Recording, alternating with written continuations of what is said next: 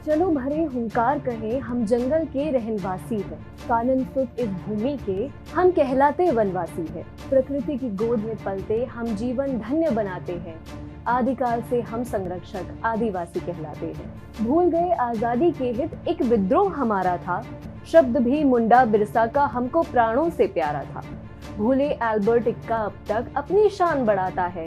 देश पे न्योछावर होकर के परमवीर कहलाता है। विजय कुमार विद्रोही द्वारा रचित ये पंक्तियां प्रमाण हैं उस गौरव गाथा की जिसे भारतीय समाज भूल चुका है, या ये कहें कि उन्हें भुलवा दिया गया है। आज भी भारत के वन और भारतीय वनवासियों की गाथाएं मृत पड़े स्वार्थी समाज में गर्व, हिम्मत और उल्लास भरे प्राण फूंकने का सामर्थ्य रखती है।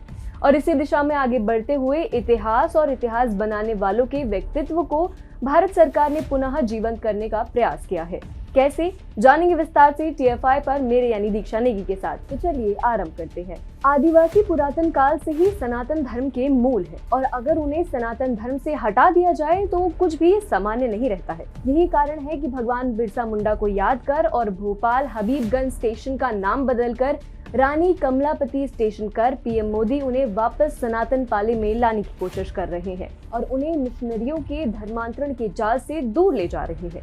देश में आदिवासियों के योगदान का अनुमान इस बात से लगाया जा सकता है कि जब 19वीं शताब्दी के अंत में बंगाल प्रेसिडेंसी में सक्रियता की लौ बुझ गई थी तो एक आदिवासी नेता ने ब्रिटिश शासन के खिलाफ विद्रोह किया था, जिसे इतिहास की किताबों में हमेशा याद किया जाता है। और वो व्यक्ति थे भगवान बिरसा मुंडा, जिन्होंने भारतीय स्वतंत्रता सेनानियों में राष्ट्रवाद की भावना को बढ़ाया। बिरसा मुंडा का जन्म 15 नवंबर 1875 को बंगाल प्रेसिडेंसी के लोहरदगा जिले के उलीहातू गांव में हुआ था, यानी वर्तमान के झारखंड में। इस दिन को झारखंड स्थापना दिवस के साथ साथ जनजातीय गौरव दिवस के रूप में भी अब मनाया जाएगा। बिरसा मुंडा बहुत जल्द समझ गए थे कि ईसाई मिशनरी आदिवासियों को सनातन धर्म से दूर ले जाकर उन्हें भ्रमित कर उनका धर्म परिवर्तन कर रही है। अपने स्कूली दिनों में बिरसा ने जल्द ही ईसाई मिशनरियों को चुनौती देना शुरू कर दिया था और मुंडा और उरांव समुदायों के साथ धर्मांतरण गतिविधियों के खिलाफ विद्रोह कर दिया था, क्योंकि उन्हें उनके शिक्षक ने ईसाई धर्म अपनाने की सलाह दी थी ताकि वे जर्मन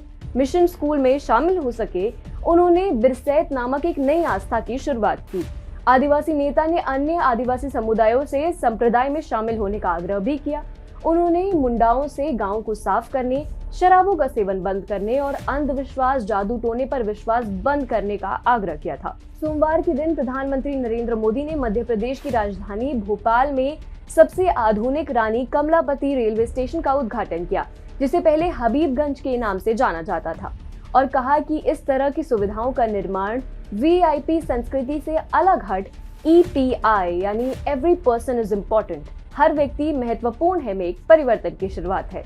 उन्होंने पिछली सरकारों पर रेलवे परियोजनाओं को लागू करने में सुस्ती दिखाने का आरोप भी लगाया। प्रधानमंत्री मोदी ने कहा कि भोपाल के इस ऐतिहासिक रेलवे स्टेशन को न केवल नया रूप दिया गया है, बल्कि गिन्नौरगढ़ की रानी कमलापति जी का नाम जुड़ने से इसका महत्व और भी अधिक बढ़ गया है। उन्होंने आगे कहा कि भारतीय रेल का गौरव गोंडवाना के गौरव से भी जुड़ गया है। रानी कमलापति रेलवे स्टेशन पर सभी प्लेटफॉर्मों से जुड़ा भारतीय रेलवे का पहला केंद्रीय कॉन्कोर्स बनाया गया है, जहां सैकड़ों लोग एक साथ बैठकर ट्रेन का इंतजार कर सकते हैं।